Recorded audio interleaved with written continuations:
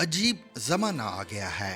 सच बोलना एक खूबी नहीं बल्कि बहुत बड़ी खामी बन चुका है, क्योंकि सच बोलने वाले अक्सर औकात हार जाते हैं। झूठ बोलने वाले आपको लाजवाब कर देते हैं। आप भी अपने इर्द गिर्द ऐसे लोगों को जानते होंगे जो अपने झूठ से आपको लाजवाब कर देने की महारत रखते हैं और उनका सफेद झूठ आपको खामोश कर देता है। झूठ सफेद हो या सियाह, लेकिन झूठ के पांव नहीं होते। झूठ बोलने वाले जीत कर भी हार जाया करते हैं और इसीलिए एक मुहावरा मशहूर है कि झूठ बोले कौवा काटे। सच ये है कि हमने आज तक किसी कौवे को झूठों को काटते हुए नहीं देखा, लेकिन खदशा है कि जनाब परवेज खटक को कोई कौवा जरूर काटेगा। परवेज खटक ने पिछले एक साल में कम अज कम 101 मर्तबा ये बयान दिया कि वो इमरान खान के साथ धोखे और बेवफाई का कभी सोच भी नहीं सकते। इन्होंने बार बार कहा कि वो खान साहब का साथ कभी नहीं छोड़ेंगे। जब भी परवेज खटक बड़े एतमाद के साथ अपने गिट्टे टखने जोड़कर इमरान खान के साथ वफादारी का ऐलान करते तो हमें मिर्जा गालिब याद आते, जिन्होंने फरमाया था, तेरे वादे पे जिए हम तो ये जान झूठ जाना कि खुशी से मर न जाते गर एतबार होता। एक तरफ परवेज खटक बार बार इमरान खान के साथ वफादारी की डुगडुगी बजाते रहे, दूसरी तरफ हम मुसलसल ये दावा करते रहे कि खटक साहब बहुत जल्द तहरीक इंसाफ छोड़ देंगे और नई पार्टी बनाएंगे। खटक साहब ने मुझ नाचीज समेत कुछ दीगर साफियों के दावों की बार बार तरदीद की और हमें खामोश कराने के लिए कहा कि मीडिया झूठा प्रोपेगेंडा बंद करे। मैंने परवेज खटक के इरादों पर 9 मई से पहले तबसरा शुरू किया था। 9 मई के बाद खटक साहब ने तहरीक इंसाफ में नकब लगाने के लिए मेल मुलाकातें शुरू की तो 3-4 साबिक वुज़रा ने मुझसे पूछा कि आपको कैसे पता था कि परवेज खटक नई पार्टी बना रहा है। मैंने पूछा कि क्या हुआ तो इन साहिबान ने कहा कि मौसूफ ने हमें इमरान खान का साथ छोड़ने के लिए कहा है। जिन लोगों ने मुझे खटक साहब के इरादों के बारे में बताया उनमें से किसी ने अभी तक इनकी नई पार्टी में शमूलियत इख्तियार नहीं की। ये हजरात जहांगीर तरीन की इस्तेकाम पाकिस्तान पार्टी में शामिल होने के लिए भी तैयार नहीं। इस्तेकाम पाकिस्तान पार्टी सामने आने के बाद मैंने एक दफा फिर कहा कि परवेज खटक अपनी नई जमात बनाएंगे। मुझे हैरत हुई कि खटक साहब ने अपनी जमात बनाने के ऐलान से 2 दिन कबल भी तरदीदी बयान जारी किया और कहा कि वो कोई पार्टी नहीं बना रहे। खटक साहब की इस तरदीद ने तो मुझे भी चकरा दिया, लेकिन अगले ही दिन एक मफरूर दोस्त का फोन आ गया। इसने अपनी दास्ताने गम सुनाने के बाद कहा कि कल खटक साहब नई जमात का ऐलान करने वाले हैं और मुझे अपने साथ बिठाना चाहते हैं। अगर मैं उनके काबू ना आया तो फिर मेरे खानदान के साथ ना जाने क्या होगा। इस मफरूर ने मुझे 8 साथियों के नाम गिनवाए जो तहरीक इंसाफ छोड़ने की बजाय सियासत छोड़ने को तरजीह देंगे।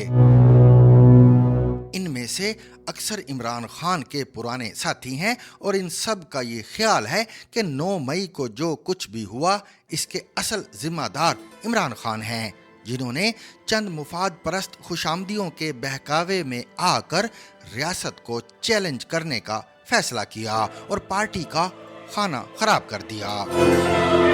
इमरान खान के ये पुराने साथी खान साहब से सख्त शाकी हैं, लेकिन परवेज खटक की पार्टी में जाने के लिए तैयार नहीं, क्योंकि ये खटक को भी नाकाबिले एतबार समझते हैं।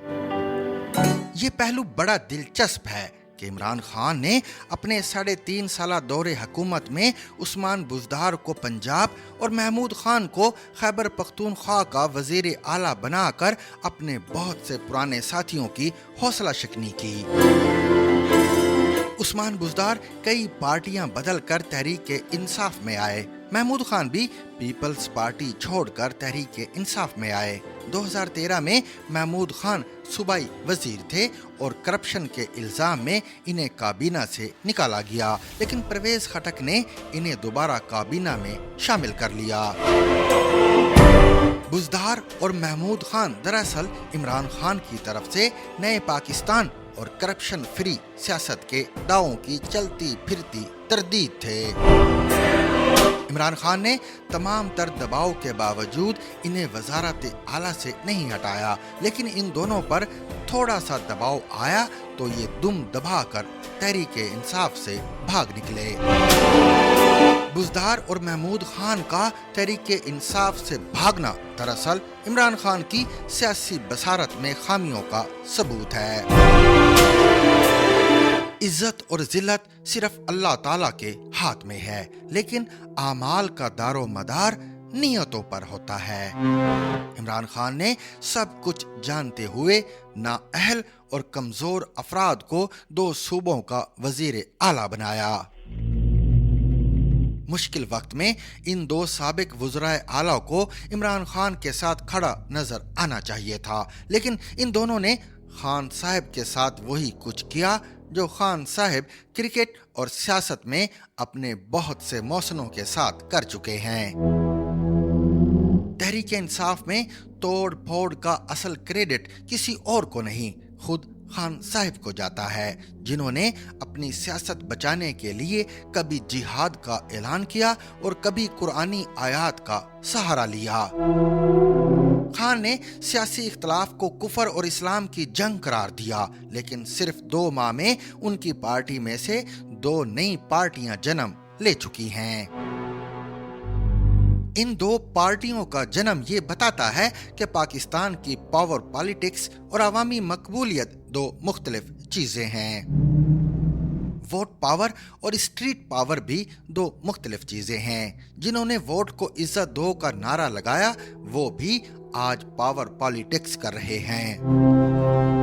جہانگیر ترین اور پرویز خٹک کی نئی پارٹیاں دراصل شہباز شریف، آصف علی زرداری اور مولانا فضل الرحمان کے لیے بھی خطرے کی گھنٹیاں ہیں۔ استحکام پاکستان پارٹی پنجاب اور پرویز خٹک کی پارٹی خیبر پختونخوا میں ایک ایسی طاقت بننے کی کوشش کرے گی جس کے بغیر بڑی پارٹیاں نہ اپنا من پسند وزیر اعلیٰ لا سکیں گی اور نہ ہی وزیر اعظم لا سکیں گی۔ کچھ عرصہ قبل بلوچستان عوامی پارٹی یعنی باپ کہ جو لوگ پیپلز پارٹی میں گئے تھے وہ بھی واپس باپ کے پاس جا رہے ہیں۔ شاید اسی لیے مسلم لیگ نون اور پیپلز پارٹی مل کر ایسی نگران حکومت لانا چاہتی ہیں جو 2023 میں الیکشن کرا دے اور الیکشن کو 2024 تک نہ کھینچے۔ پاور پالیٹکس کی بنیاد سچ نہیں جھوٹ ہوتا ہے۔ پاور پالیٹکس وفاداری کی شکست اور بے وفائی کی جیت کا نام ہے۔ پاور پالیٹکس میں سیاستدان جیت جاتے ہیں اور عوام ہار جاتے ہیں۔ بے بس عوام صرف یہی دعا کر سکتے ہیں کہ ان کے ساتھ جھوٹ بولنے والوں کو ایک دن کوئی کوا ضرور کاٹے۔